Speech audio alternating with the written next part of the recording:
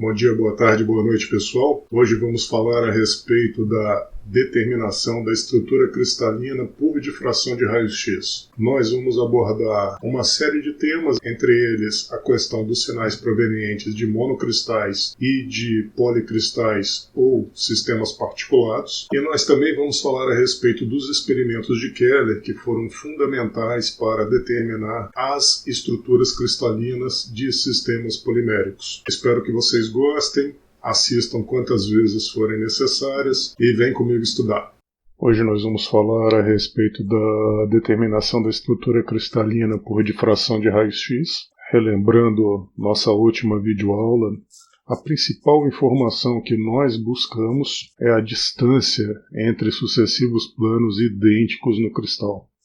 E para isso nós usamos a equação de Bragg. Quando estamos trabalhando com monocristais, essa análise vai produzir uma série de pontos luminosos sobre o nosso filme, pontos com esse aspecto, pontos maiores, intermediários e menores.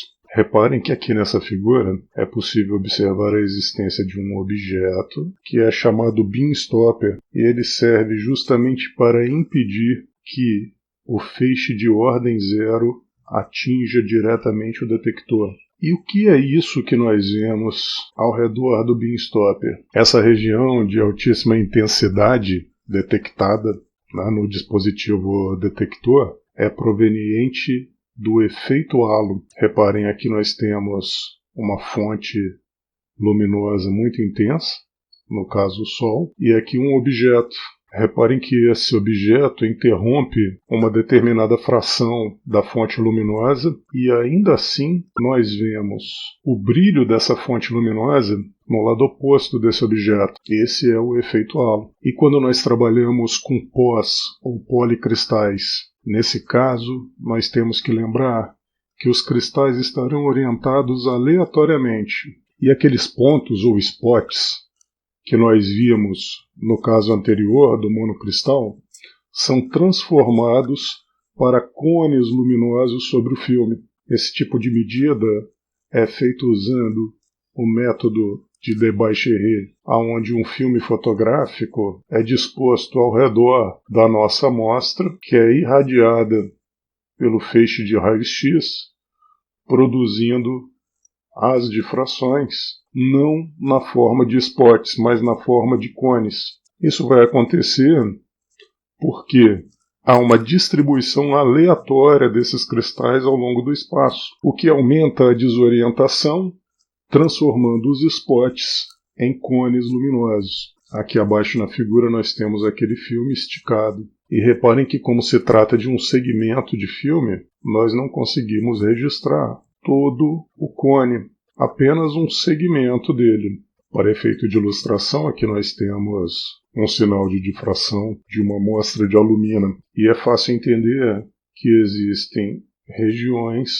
onde nós podemos perceber eventos de difração mais intensos, menos intensos, bem mais intensos. Assim, se eu imagino uma varredura em linha desse filme, buscando entender a contagem de fótons de raio-x detectados, eu posso transformar esse difratograma 2D em um difratograma 1D.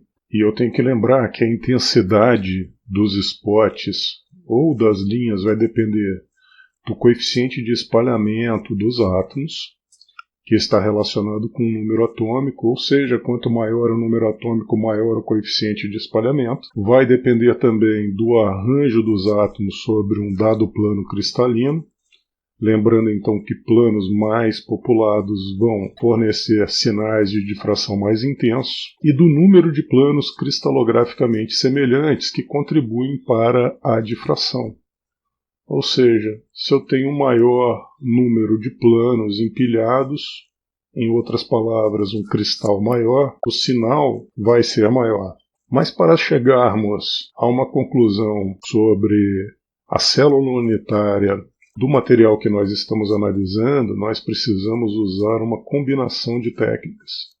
Então nós usamos difração de elétrons, difração de raios-x, FTIR, Raman, mais uma série de técnicas computacionais. Cada uma dessas técnicas vai fornecer uma peça do quebra-cabeças que nos permitirá determinar o tipo de rede cristalina. Para isso, nós devemos conseguir então identificar a posição dos picos, a intensidade desses picos, e nós temos que usar muita imaginação. Isso é um trabalho exaustivo para o qual não existe um software que seja capaz de resolver isso sozinho. Ou seja, nós temos que ter experiência para podermos intuir, propor um modelo e refiná-lo. Vamos falar um pouco a respeito das células unitárias de polímeros semicristalinos. A primeira coisa que nós devemos imaginar é como esse polímero foi cristalizado.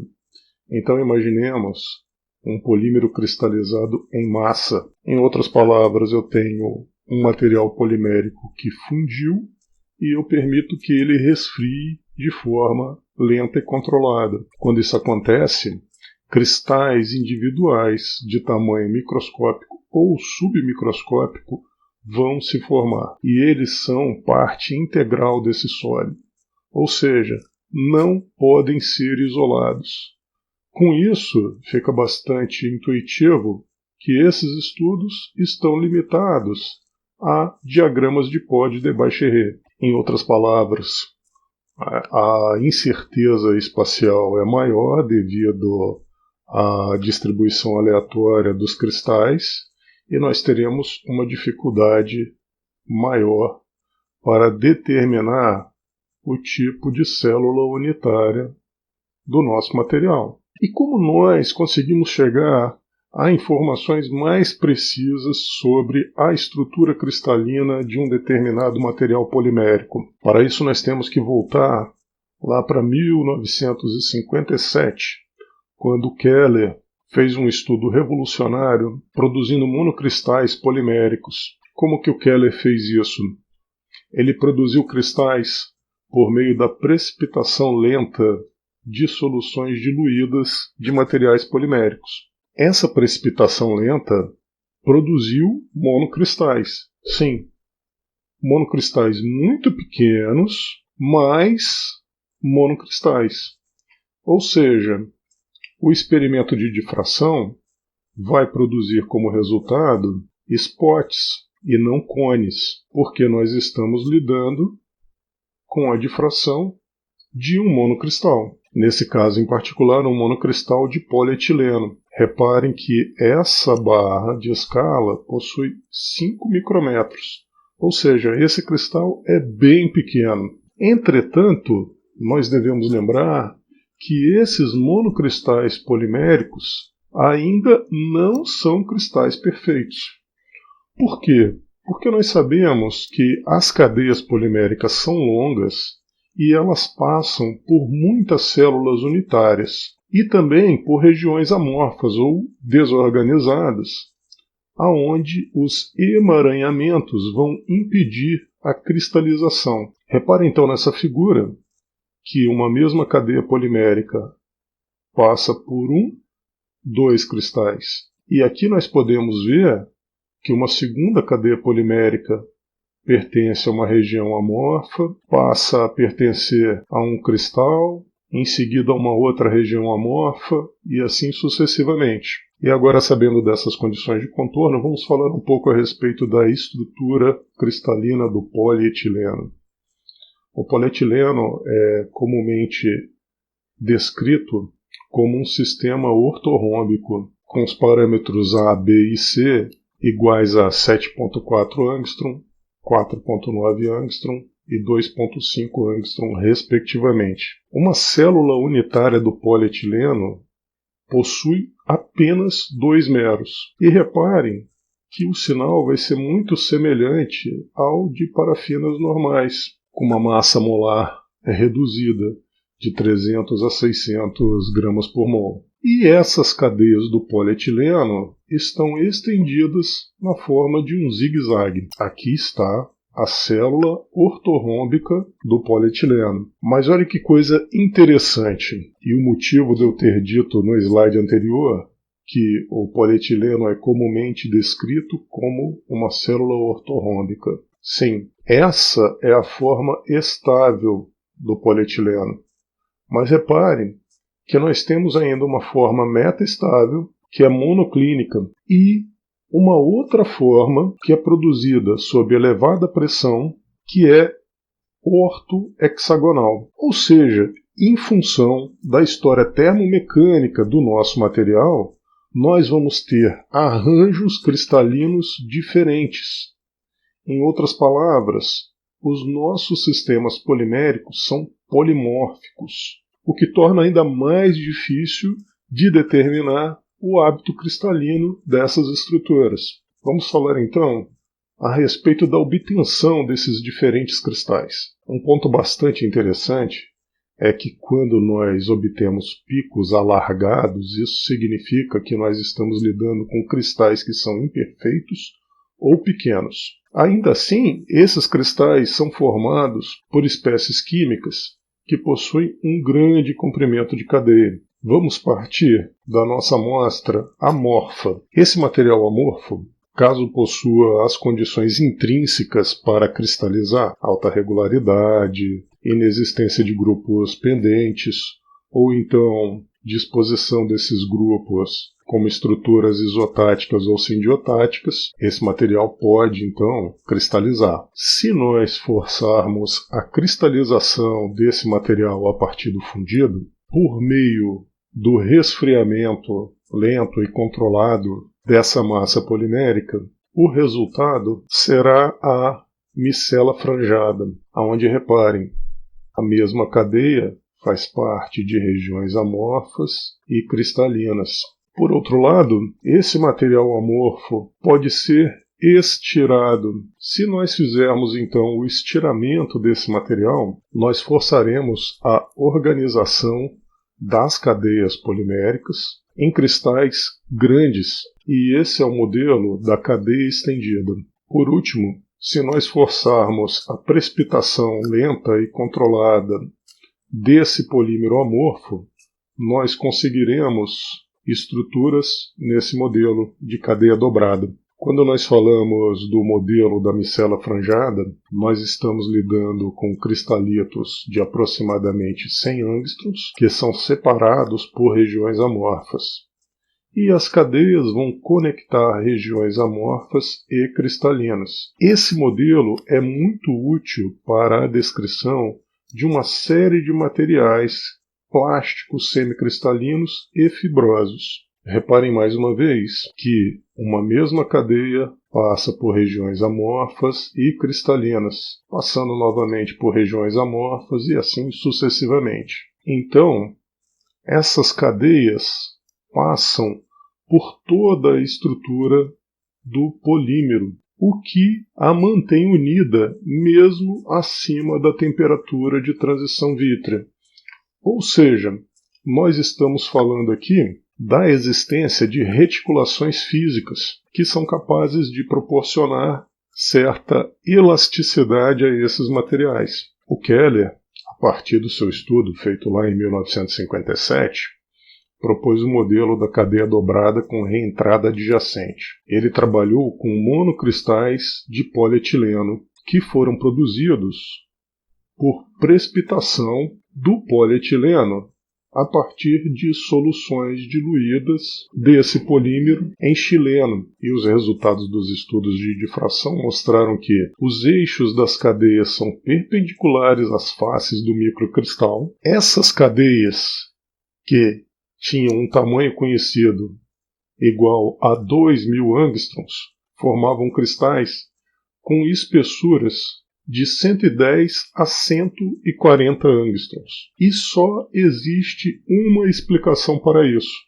Essas cadeias tinham de estar dobradas sobre si mesmas.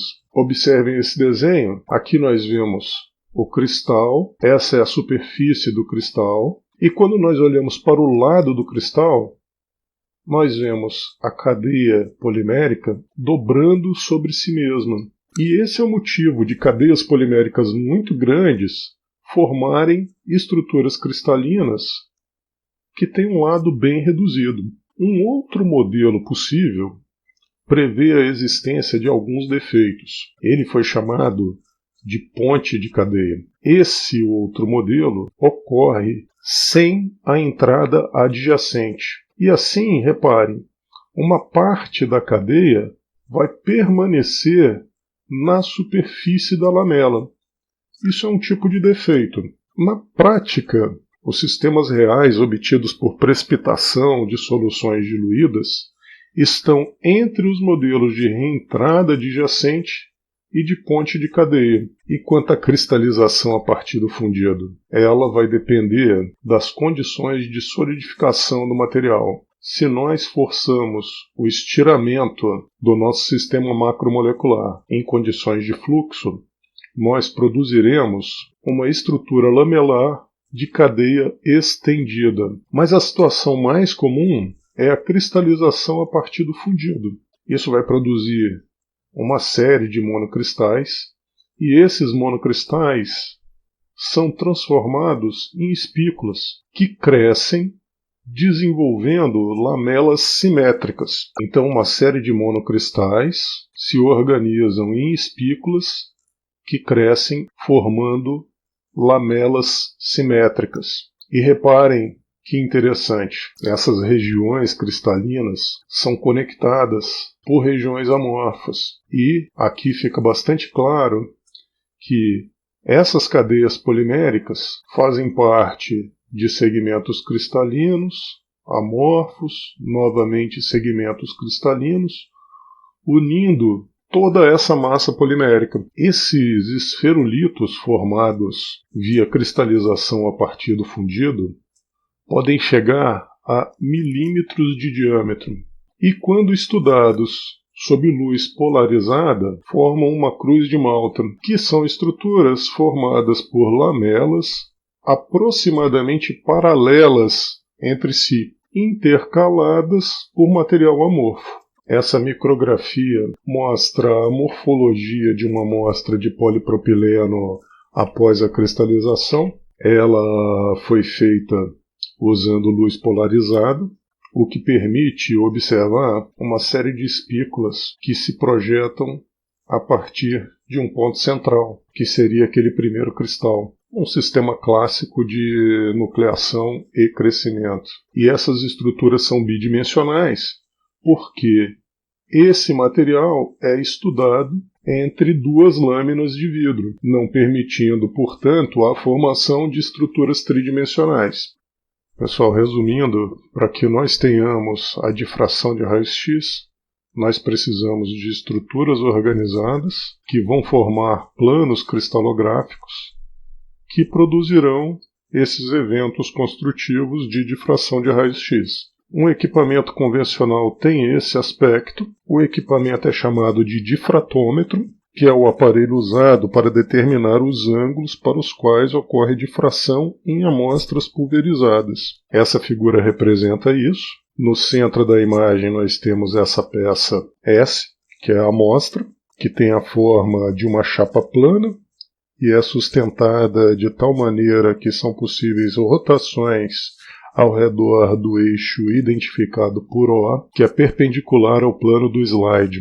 O feixe monocromático de raios-x é gerado a partir de T, e as intensidades dos feixes difratados são detectadas através do uso de um contador identificado pela letra C na figura. A amostra, a fonte de raio-x e o contador estão todos sobre um mesmo plano. O contador está montado sobre uma plataforma móvel que também pode ser girada ao redor do eixo O, e sua posição angular em termos de 2θ está marcada sobre uma escala graduada, como nós podemos ver aqui. 0, 20, 40, 60, 80, 100, 120, 140, 160 graus de 2θ. A plataforma e a amostra estão acopladas mecanicamente de tal modo que uma rotação da amostra segundo um ângulo θ é acompanhada de uma rotação do contador equivalente a 2θ. Isso assegura que os ângulos de incidência e de reflexão são mantidos iguais entre si. E à medida que o contador se move a uma velocidade angular constante, um registrador plota automaticamente a intensidade do feixe difratado, que é monitorada pelo contador, em função do valor de 2θ. E 2θ é o ângulo de difração que é medido experimentalmente. E é claro que nós temos que ter muito cuidado com a disposição da nossa amostra sobre a placa que vai para o difratômetro. Essa figura mostra uma amostra muito grossa, que obviamente vai produzir uma compactação inapropriada, que, por sua vez, vai levar a um sinal de baixa qualidade. Em outras palavras, nunca façam isso. A ideia é que esse material tem que ser finamente pulverizado para ser disposto sobre esse compartimento, nessa placa de vidro, e depois, com a ajuda de uma segunda placa de vidro, esse pó vai ser nivelado, produzindo então uma compactação apropriada da amostra, que por sua vez vai levar a um sinal de boa qualidade. Bem, pessoal, por hoje é isso. Obrigado pela atenção. Até a nossa próxima videoaula. E por favor, não se esqueçam de deixar um joinha e de se inscreverem no canal.